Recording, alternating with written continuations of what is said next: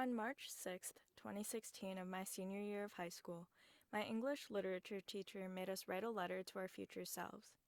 He mailed it to us 4 years later, in time for our college graduation, but for me, it was a week before leaving for Valencia. At the end of it, I wrote, "It's hard to imagine what my future will look like even a year from now. It won't be in the halls of Bartlett High School, or on the same paved roads as cross-country practice, or in the same walls you grew up with on Monarch Drive. I hope that you don't lose your faith. I bet you'll be achieving your dreams and crossing things off your bucket list, and you probably will have a new one by the time you're reading this. Good luck." After a challenging first year of engineering school, on August 29, 2017, I lost someone that was part of my family, and I shattered. I was numb and lost for the rest of sophomore year. I was always waiting for the weekend and the end of the semester for things to get better, to feel like myself again. I blinked, and after pushing through sophomore year, all of a sudden junior year had gone by too, but this time it was because I met some amazing friends that helped put me back on my feet. On May 28, 2019, I started an internship with an airline, and I got to fly and say my goodbye for nows to the angels who helped me fall in love with life again. Of course they had to be a year older than me. After a lot of wishing that I had met them sooner, or that we were in the same place for longer, I realized that my graduation was coming up soon. Some of them wished that they could study abroad again, or do a co-op, or maybe stay in Champaign for their masters to have a little more time before truly having to figure things out as an adult. So, after all of their stories abroad, and after all, that was the reason that our friend group existed, I decided to apply to programs and do a co-op because I realized I still had more things to cross off my before I graduate bucket list. On January 8th, 2020, I landed in Valencia, and it all felt so surreal to be in a different country that I would call home for the next 6 months, away from everything and everyone I knew. But this is what I wanted, a fresh start, a chance to really start over and not be weighed down by the heartbreak that happened more than a year ago. No, not anymore. On February 2nd, 2020, I lost my phone on the taxi ride home from the train station to my apartment.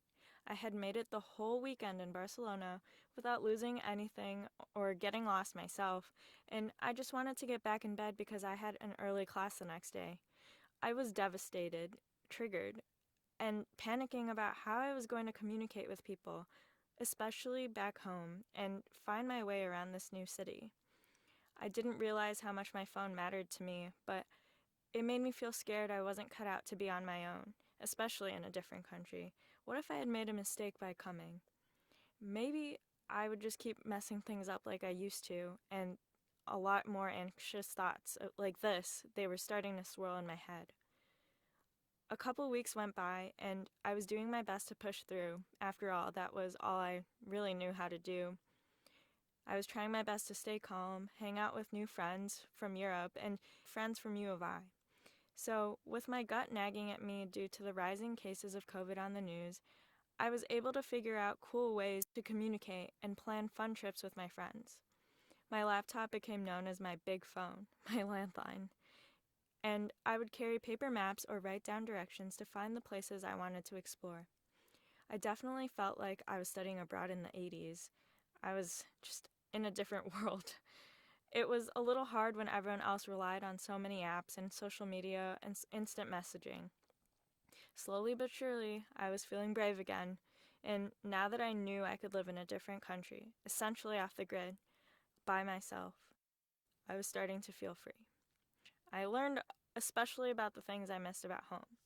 I missed dryers, I missed peanut butter, I really missed snow, and I missed my family. Things I learned from not having a phone, definitely paying attention to signs, street names, and memorizing maps.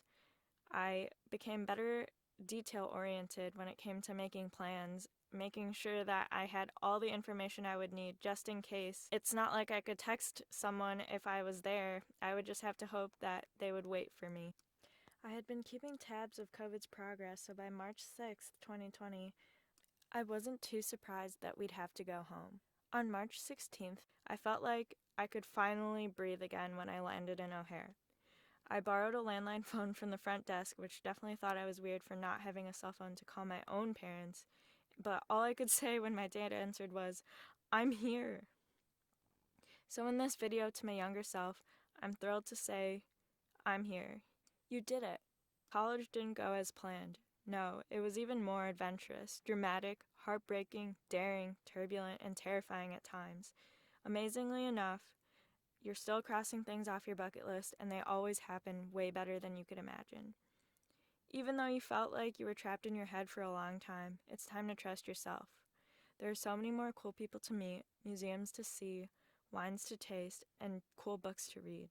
There are so many more sunrises and sunsets to experience. The friends that truly matter will stick with you no matter where you go. And that's just how life is, continuously learning and unlearning, falling apart and building yourself back together to be better than before.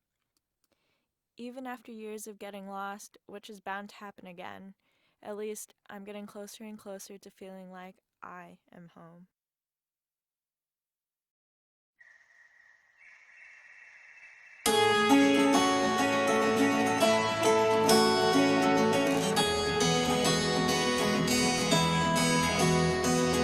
Life's a losing game when you don't play. Don't hold your cards too close is what they say. And love is just another leap of faith, but I jumped right in. I took the train, I took the car, I didn't